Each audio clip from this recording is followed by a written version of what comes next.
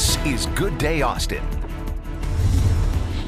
Good morning, everyone. It's just past 7:30 on this Wednesday. Thanks for joining us. Earlier this week at the beginning, we had some heat relief. Looks like might not be happening today. Maybe one more day where we could see some pop-up showers. Didn't happen yesterday, but earlier in the week, that was kind of nice. You can deal with triple digits if you get the cooling showers late in the day, and hopefully that will occur later on. But right now, skies are cloud heavy, and you're thinking, okay, with all the clouds this morning, I'll slow down the warm up and keep us below 100. Not so fast. Warm, muggy start, 79 degrees. Look how hazy it is. It's a combination of moisture in the air and all that Saharan dust that has arrived here in Texas. We're going to keep a close eye on the radar down to our southeast. Right now, I don't see any showers bubbling up. But if they do bubble up, that's where they're going to come from.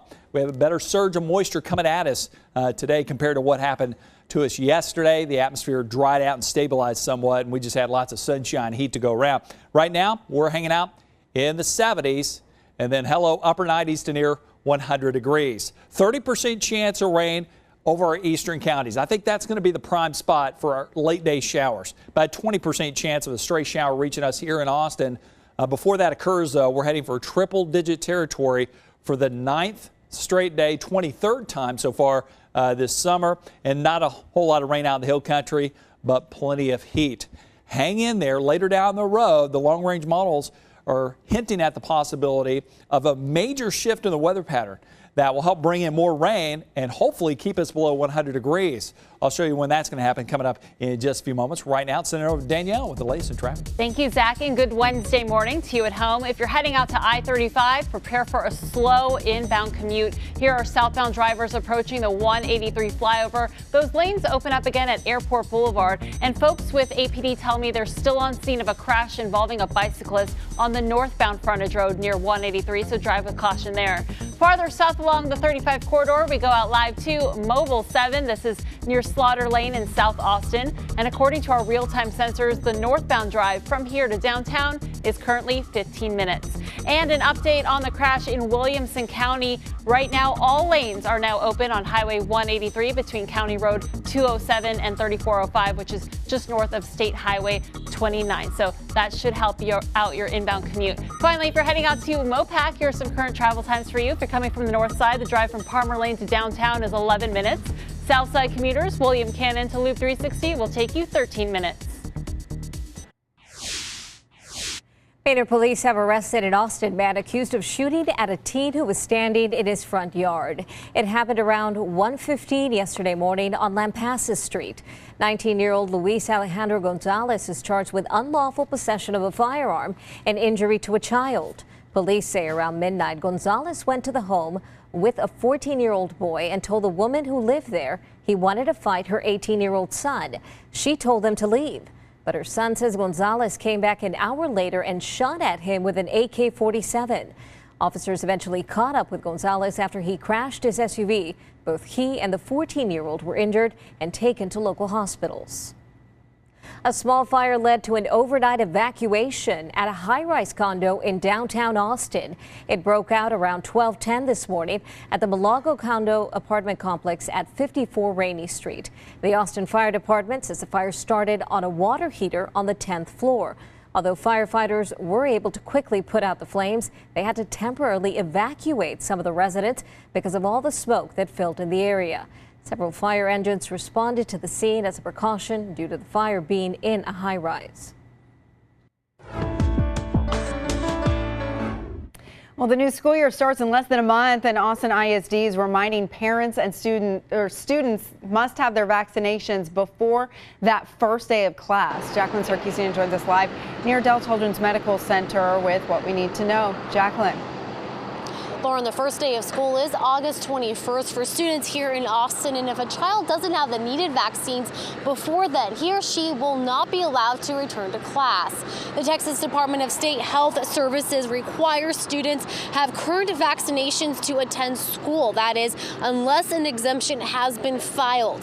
The Centers for Disease Control and Prevention reports 16 diseases are preventable with childhood vaccines. That includes chickenpox, the flu, hepatitis A and B, and tetanus.